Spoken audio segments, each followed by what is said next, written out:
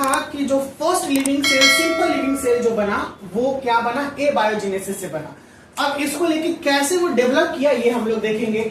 The most important compound that initially form, जो सबसे पहले आवश्यक कंपाउंड बना शुरुआत में, वो बना न्यूक्लियोप्रोटीन। ठीक है, ये दो चीज से बना है, ये एक न्यूक्लियस से और प्लस प्रोटीन से, ये दोनों चीज, ये दोनों बहुत इंपॉर्टेंट था एक लिविंग सेल के लिए। देखिए न्यूक्लिक एसिड और प्लस प्रोटीन, ये न्यूक्लिक एसिड इसी में रहता है।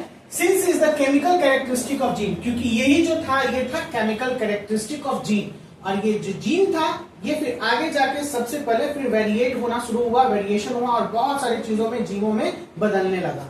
बोल रहे they might have aggregated in various combination, शायद ये जरूर कहीं ना कहीं कॉम्बिनेशन के साथ जुड़े होंगे, और सबसे पहला एक फॉर्म किए होंगे colloidal masses at the base of ocean. Base of ocean का मतलब समुद्र है, इसके बेस पे यहाँ पर कुछ कोलाइडल मास के रूप में ये इकट्ठा हुए होंगे, यानी आपस में टकराते टकराते एक साथ में जुड़ गए होंगे। They form the small globules, और धीरे धीरे ये छोटे छोटे इस तरीके से ग्लोब्यूल्स में बने होंगे। They are then covered by fatty acid, फिर इसके ऊपर में एक लेयर बना होगा जो लेयर है फैटी एसिड का, to form their surface membrane, इसके सरफेस मेम्ब्रेन के रूप में। और ये जब सरफेस मेम्ब्रेन बना तो ये मेम्ब्रेन आगे जाके सिलेक्टिव परमिएबल होगा, यानी चीजों को जो इसके लिए जरूरी है वो चुन के आप लेता होगा, और जो जरूरी नहीं है उसे नहीं लेता होगा, इसीलिए इसे बोला गया सिलेक्टिव परमिएबल मेम्ब्रेन। आपने केमिस्ट्री में भी पढ़ा होगा, इसे बायोलॉजी में भी पढ़ा होगा। जैसे अगर हम लोग अभी हैं, एकदम इमेजिन कीजिएगा, तो हम लोग खुशबू के प्रति आकर्षित होते हैं, यानी हमें अच्छा लगता है वो, लेकिन बदबू से दूर भागते हैं, तो उसको नहीं लिए तो वो हमारे लिए सही नहीं है। हम लोग खाने में क्या खाएंगे, ईंटा पत्थर नहीं खाएंगे, उसको नेग्लेक्ट कर देंगे, खाने में खाना खाएंगे जो खाने के लायक होगा।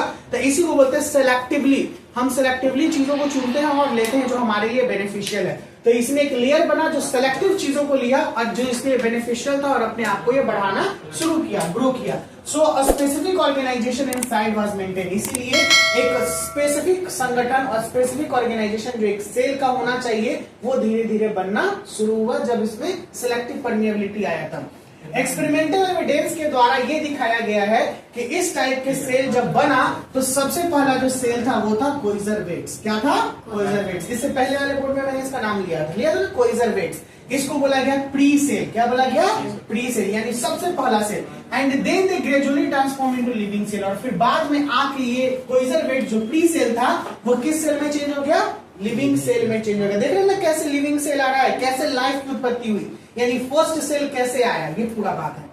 Then enzyme and other important compound inside were form. ये लिविंग सेल बनने के बाद धीरे धीरे इसमें एंजाइम्स आए, दूसरे कंपोनेंट्स आए, और अदर माइक्रोमोलिक्यूल्स के रूप में ये एक्शन करना शुरू किया एंजाइम, क्योंकि हमारे शरीर में जो भी चीज होता है वो एंजाइमेटिक एक्शन के थ्रू से ही होता है। एंजाइम का काम ही है एनालिटिकल और कैटालिटिकल, यानी वो बनाता भी है और तोड़ता भी है। हम लोग खाना खाएं, टूटा, फिर आगे जाके अमीनो एसिड्स बना और शरीर में दे दिया प्रोटीन के रूप में। प्रोटीन जो खाए तो अमीनो एसिड्स में टूटा, पार्टिकुलर चीजों को दे दिया।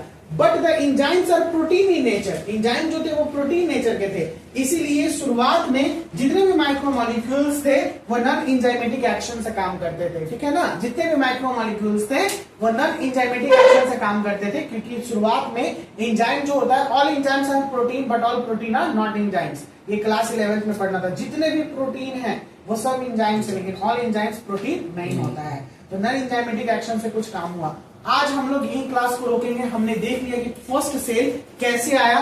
प्री सेल को कोइजरवेट्स बोले, ठीक है, प्री सेल को क्या बोले? कोइजरवेट्स बोले। वही प्री सेल से क्या बना? फर्स्ट लिविंग सेल बना, जिसमें बहुत सारी चीजें, और इससे पहले किसमें चेंज था? ग्लोब्यूल्स में चेंज था।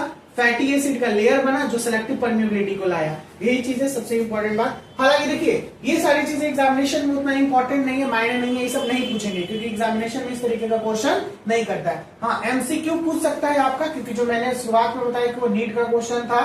ठीक है, कि कौन से जो एलिमेंट्स थे एटमॉस्फेयर में मौजूद थे, रिड्यूसिंग एटमॉस्फेयर में कौन सा एलिमेंट था, ऑक्सीडाइजिंग एटमॉस्फेयर में, तो ये सब एमसीक्यू पूछता है। तो चलिए अगले क्लास में मिलते हैं एक न्यू थीम के साथ। यूरे और मिले एक्सपेरिमेंट पढ़ेंगे कि उन्होंने पूरा एक एपरेटस क्रिएट किया और उन्होंने बताया कि कैसे लाइफ ओरिजिनेट हुआ है, उन्होंने प्रमाणित किया। ठीक है, जो जेबीए सालाडीन और एआई ओपेरिन इस पे काम कर रहे थे और बता रहे थे। Bye bye student, take care, मिलते हैं नेक्स्ट क्लास में।